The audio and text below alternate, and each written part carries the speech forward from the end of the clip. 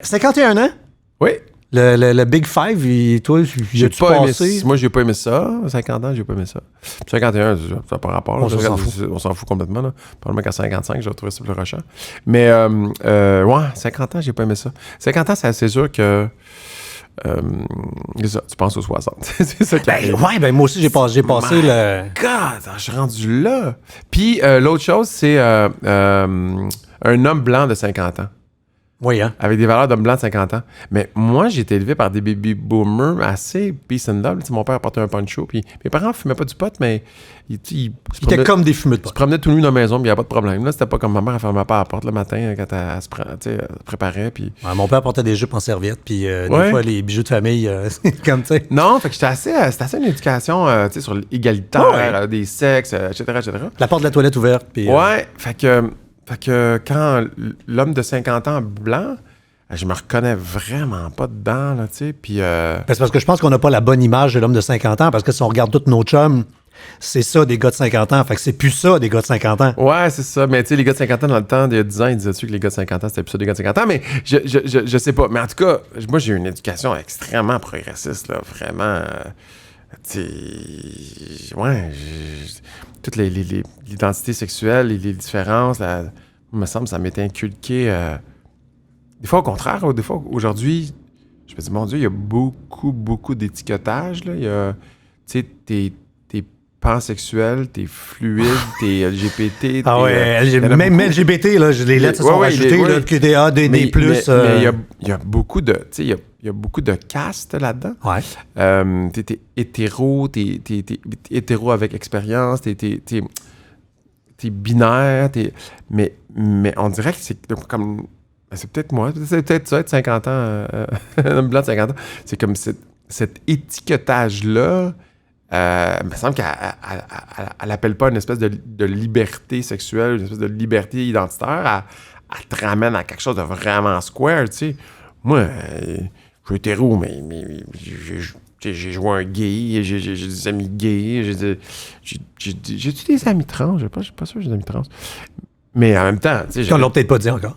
Peut-être. Mais j'ai jamais... mon Dieu, été... Fait que cet étiquetage-là, ça me fascine. C'est comme, on dirait, c'est le contraire de l'ouverture.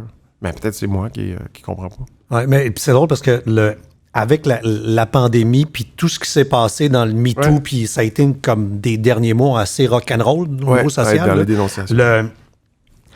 J'ai l'impression que il y a un pan des gars de 50 ans qui ont comme fait leur coming out de gars de 50 ans. C'est con, là, mais entre autres avec le marché des médias, mais dans le public aussi, ça a grisonné dans le temps de le dire. Parce que là, les coiffeurs et les coiffeuses...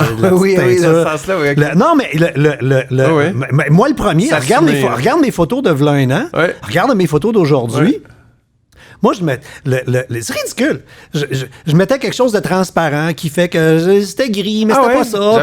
Puis la petite barbe, là, c'était dans la douche, une petite affaire. Puis je regarde les photos de l'année passée. Ah, c'est que c'était dette. C'est pas beau. Je veux dire, on va ressembler à Serge Laprade. Là. Désolé, Serge. Tu sais, c'était l'époque, à l'époque, le cheveu rouge. Là,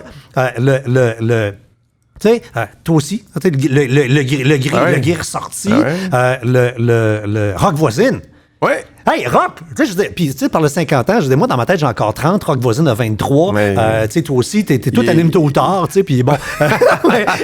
Là, les gens sont sur Wikipédia, ça compte tôt ou tard, c'est pas sur ton Wikipédia tôt ou tard. Ce n'est pas dans la liste des choses que tu as fait. Mais, tu sais, de voir rock voisine, l'ultime sexe symbole québécois. Oui, je sais, mais tu sais, la grosse barbe blanche, écoute. Oui. Ben ouais, mais ma blonde m'a dit, c'est bien vous autres les gars, vous êtes chanceux, là. Vous êtes... Brad Pitt a 56, tu sais, puis il est encore... Non, mais ta blonde est venue au monde blonde, puis elle est pas teint, là, c'est naturel. c'est ça. Il y a personne qui naît avec des mèches, dans la vie, là, ça se peut pas. Mais oui, c'est vrai, ça, qu'il y a eu un coming out de pandémie au niveau du camo, parce que les hommes, c'est ça que... c'est ça qu'on porte. On se met du camo dans les cheveux, les uniformes. Les coiffeurs, toujours une coiffeuse dit, je vais te faire un camo, tu vas voir, ça paraît pas. Camouflage. Ben oui, mais ma face, elle, tu vas-tu mettre du camo dans la face aussi?